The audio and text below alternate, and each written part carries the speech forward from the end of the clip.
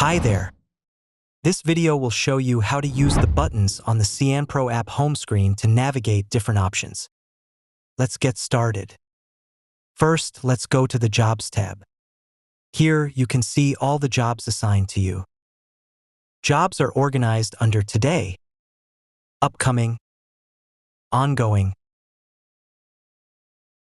Overdue, and Completed.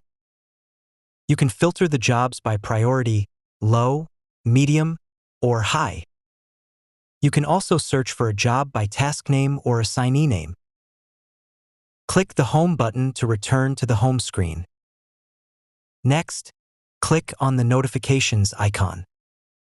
Here, you'll find all your notifications for today, including new assignments, jobs completed, jobs started, and new products allocated. You can also click on Notifications for Today Change to filter and view notifications from past dates.